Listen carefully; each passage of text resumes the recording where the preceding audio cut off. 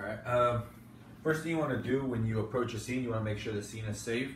Then you want to make sure the level of consciousness that the patient is in with a tap, shot, tap.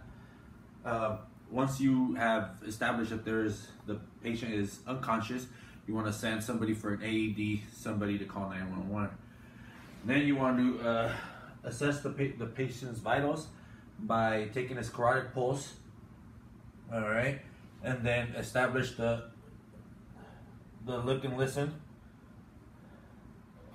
Okay, the patient has no pulse in this situation and is not breathing, obviously, which is why we would start an AED protocol.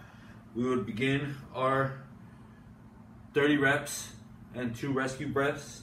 Once the AED arrives, we want to rip off the clothing, establish that the patient doesn't have any metal that could possibly conduct more electricity, check for a pacemaker that you don't want to alter because it's already doing its job to give the heart its own pace.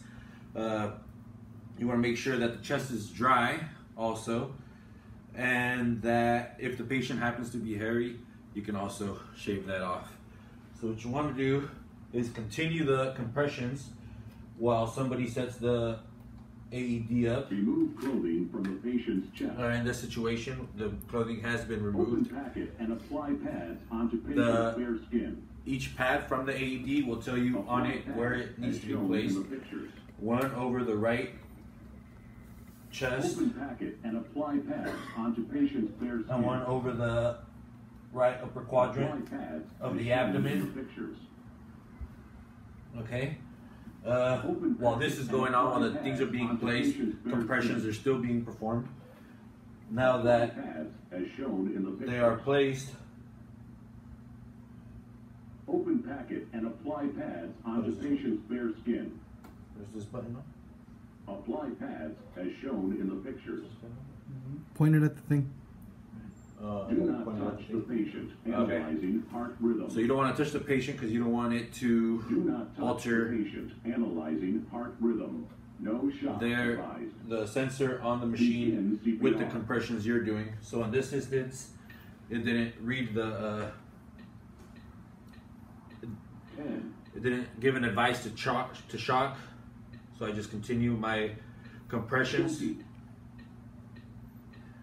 The machine itself will guide you through the 30 compressions, then it'll advise you when to give the 2 breaths. It'll take you through all 5 cycles and then reassess to check if a shock is advised. If a shock were to be advised, then again we stand clear of the patient and allow it to give that shock to hopefully bring this person back to life. 30. Give